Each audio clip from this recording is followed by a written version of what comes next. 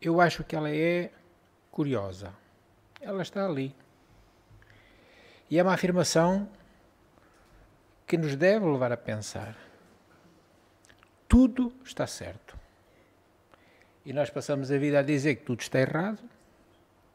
É ou não? Não.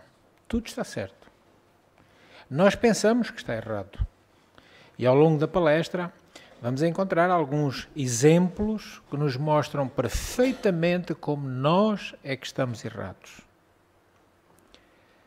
Então, uns mais, outros menos, mas não há quem percorra os caminhos da vida completamente isentos de dificuldades ou situações desafiadoras. Ninguém está isento. Às vezes pensamos que os ricos, aqueles que têm tudo, vivem a mar de rosas. Desiludamo-nos porque não é assim. E muitas vezes o suicídio é a porta de saída que eles buscam quando nós pensamos que com eles tudo está bem. As vidas tranquilas, os cotidianos até previsíveis, também têm os seus dias de dores, de problemas e de aflições. Alguns surgem de repente. Estas aflições, estas dores, estes contratempos, é quase como que um tsunami arrasando e arrastando tudo. Tudo que aparentemente parecia tão em ordem. Aparentemente. Outros são como tempestades de longo prazo.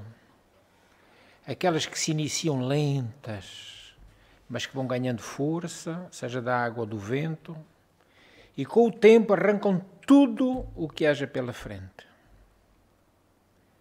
Não são poucos, então, os que no mundo enfrentam os mais graves desafios, seja o companheiro que parecia tão feliz ao nosso lado e decide romper os laços, laços às vezes construídos em muito tempo, e foge do lar, buscando aventuras. Outros há que em exame de saúde rotineiro descobrem uma doença invasiva que já se instalou avassaladora. Tantos são aqueles que, sob cataclismos naturais, veem os seus lares, os seus amores, os seus pertences, serem relevados de roldão em poucas horas, ficando reduzidos a nada, sobrando apenas o vazio. São as aflições do mundo.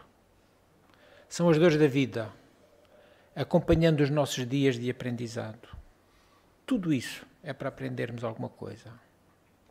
Todas, independentemente da forma que se apresentem, são lições necessárias para nós aprendermos algo e enriquecermos o nosso estágio na Terra. Porque nós estamos aqui em estágio, nós estamos de passagem. Não há ninguém que esteja aqui para ficar. Todos vamos ter um tempo aqui. Logo mais iremos. E o curioso é que nós pensamos que deixamos a casa e a realidade é que nós vamos para casa, porque a nossa casa é lá. Dores são oportunidades da alma para refletirmos. E por vezes, infelizmente, é a única forma para entendermos melhor os porquês da vida. Conta uma lenda muito antiga dos países nórdicos, com maior aceitação na Noruega, que num distante povoado, um homem sozinho cuidava com muito zelo de uma capela. Chamava-se Hakon. E ele via todos os dias muita gente entrar naquela ermida para orar. E ele via quão as pessoas vinham com devoção. E a devoção aumentava quando ficavam em frente de uma cruz muito antiga. Certo dia, Hakon, impulsionado por um sentimento de generosidade, ajoelhou-se. Ajoelhou-se diante daquela cruz antiga e fez uma oferta ao crucificado. Senhor, desejo padecer por vós. Deixai-me ocupar o vosso lugar. O Senhor da Cruz abriu os lábios e falou-lhe: amigo, posso atender o teu pedido, mas imponho-te uma condição. Qual é, Senhor? Será que é uma condição muito difícil? Ainda que seja, estou disposto a aceitá-la. Eu vou cumpri-la.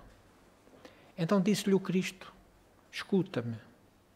Aconteça o que acontecer, não importa o que vejas, terás que guardar sempre silêncio absoluto. O homem pensou: e é só isso? É só isso. Então, resoluto, ele gritou: eu prometo, Senhor. Fizeram a troca, sem que ninguém tivesse percebido. Passava o tempo, e aquele homem que substituía o crucificado conseguia cumprir o compromisso. Mantinha-se sempre calado. Um dia, nestas coisas há sempre um dia, um rico foi até à capela para orar. Ao sair, esqueceu a sua bolsa sobre um dos bancos. Acon viu e calou-se. Também não disse nada quando 2 horas depois, alguém que também viera orar apoderou-se da bolsa e levou-a para si. Ainda ficou calado quando um rapaz veio pedir graças dos céus antes de empreender uma longa e perigosa viagem.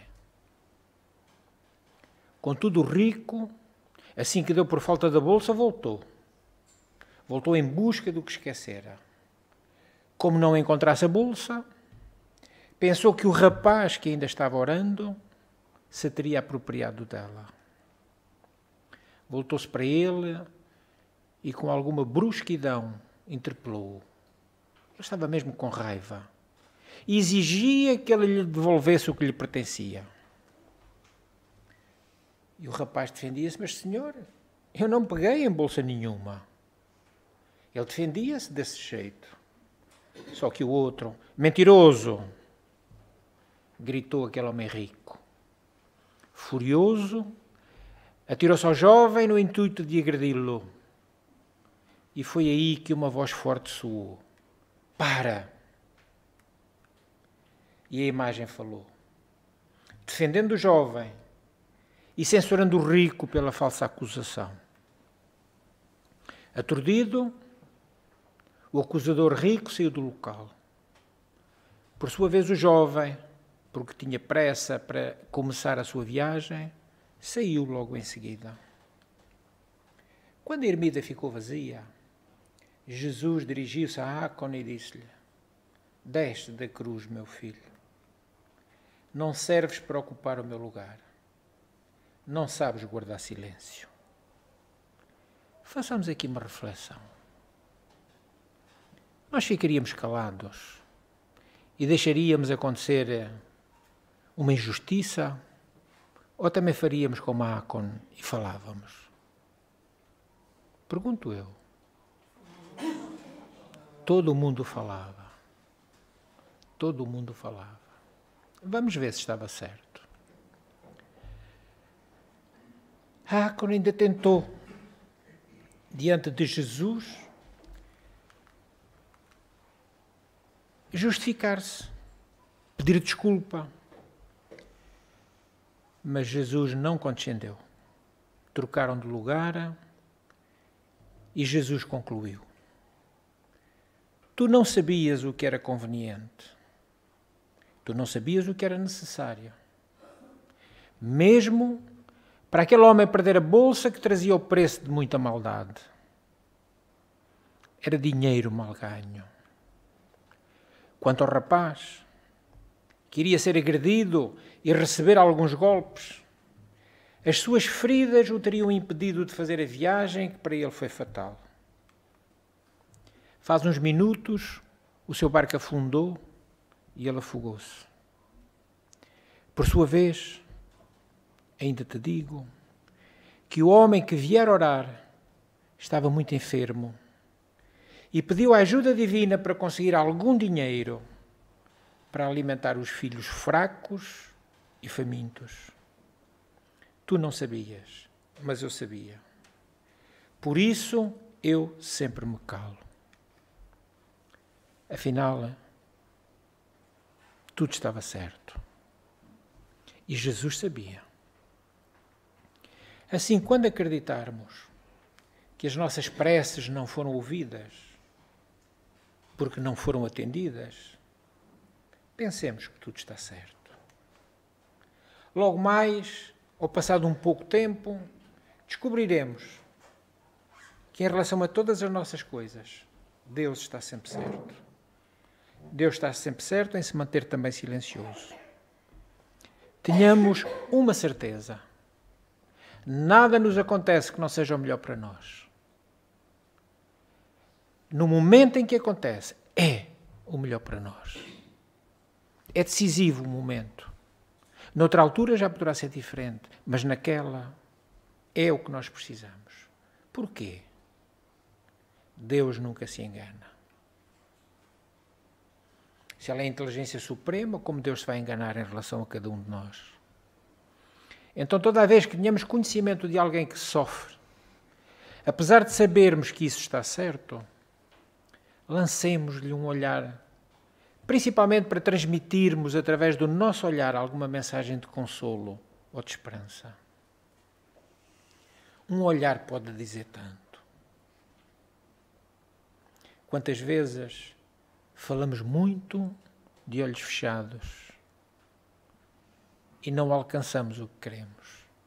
Outras vezes falamos pouco, mas de olhos bem abertos dizemos o que queremos. Então que seja sempre mensagem de consolo e esperança ao nosso olhar.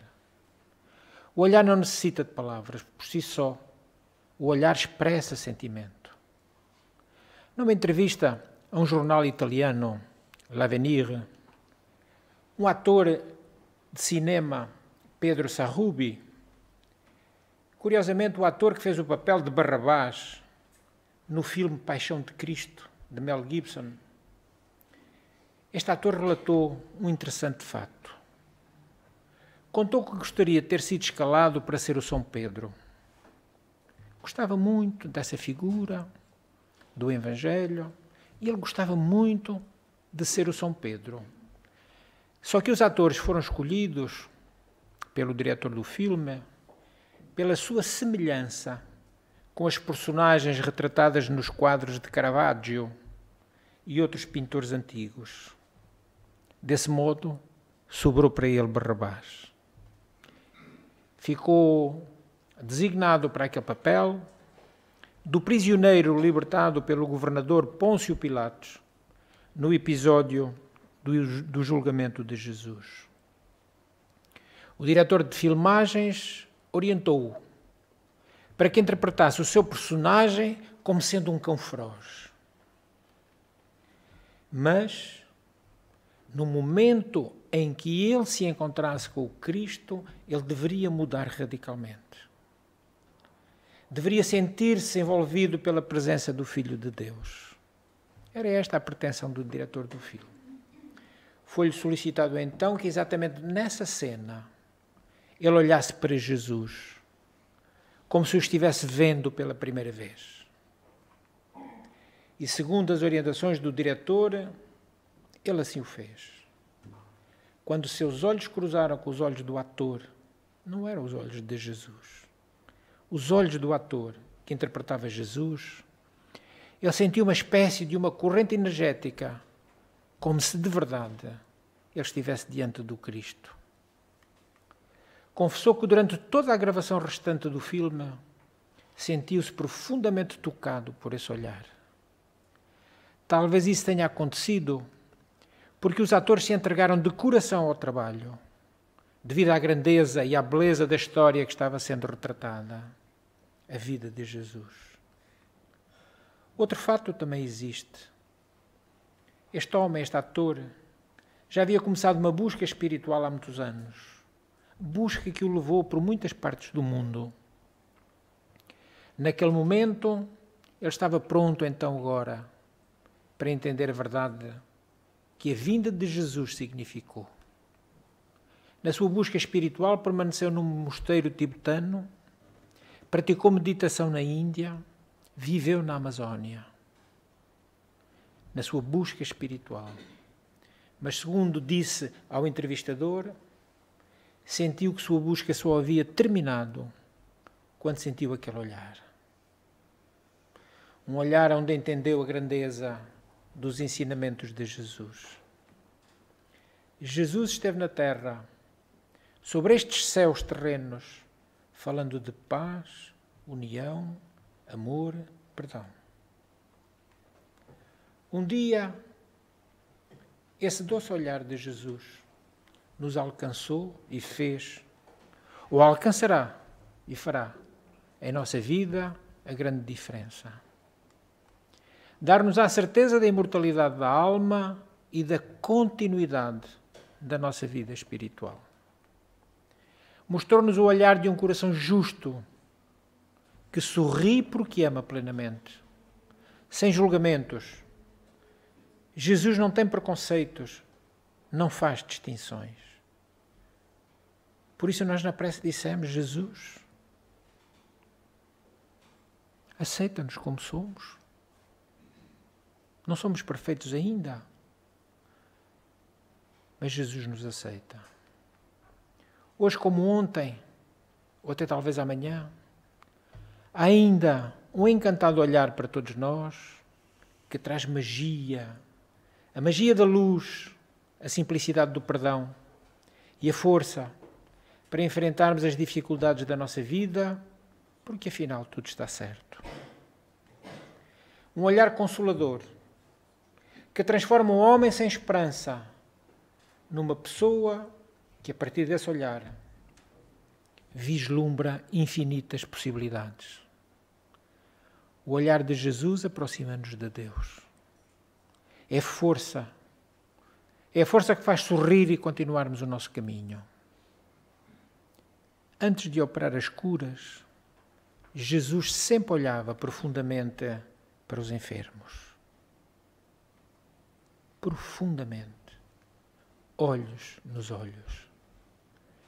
E ele transmitia por esse olhar, que era doce, ele transmitia ao enfermo que até ali ele precisava de ter passado por isso. Estava certo. Mas convidava, não queiras mais. Não voltes a dizer, não voltes a fazer, não voltes a pensar, para que mal maior não te aconteça. E assim, como se naquele momento as doenças, as tristezas, as aflições começavam-se a dissipar. É um convite para nós também. Coloquemos o nosso olhar em Jesus, com a certeza de que Ele colocará em nossos corações tudo de que necessitamos. Pensamos que Jesus nem quer outra coisa. Quando Ele assumiu a grande, a imensa, a enorme responsabilidade de governar este mundo que nos acolhe, sem distinção de religiões, de castas, de raças. Jesus é o governador do nosso mundo, logo é o governador de todos. Professem a religião que professarem, sejam de que cor sejam, tenham as características que tiverem. Jesus é o governador de todos nós. E a sua pureza crística é que nos dá a nós a certeza de que em nenhuma circunstância Ele nos faltará. Porque Ele é crístico. Logo Ele está na craveira máxima, mais elevada daquilo que é a classificação espiritual. É um proposto de Deus. Como nós não confiamos nele, diante da dificuldade que agora começamos a perceber que está certa, revoltamo-nos, ralhamos com ele, maldizemo-lo, assim como a Deus, blasfemamos. Como poderemos continuar a fazer isso? Com o conhecimento que a nossa doutrina já nos oferta. com a certeza efetiva de que Jesus está zelando por nós. Não podemos mais. Confiemos. Se me acontece, Deus dá-me força. Se me acontece, Jesus ajuda-me. Se me acontece, anjo da guarda, meu guardião, vela por mim. E nesta trindade, com Deus, com Jesus, com o Espírito tutelar de cada um de nós, venha a dificuldade que vier, nós ou a venceremos ou passaremos por ela de cabeça erguida, trabalhando no sentido de a aceitar com resignação. Dissemos a resignação, não dissemos conformismo, não é a mesma coisa. Não nos conformemos com as nossas dificuldades. Trabalhemos no sentido de as ultrapassar. Irmos mais à frente, mais adiante, mais além. Porque resignar é nós aceitarmos aquilo que vem, mas trabalharmos no sentido de a vencermos. E isso já é a obrigação de cada um de nós. Somos filhos de Deus. Somos almas perfectíveis, aprendendo na dificuldade para sermos um pouco melhores amanhã. Não repetirmos os erros, porque são eles que nos trazem as dificuldades. É esta a reflexão singela desta noite tranquila. Façamos logo, ao deitar, um pouco mais de aprofundamento daquilo que aqui ouvimos. Esta dor que eu tenho, esta angústia, este desencontro, este mal, está certo.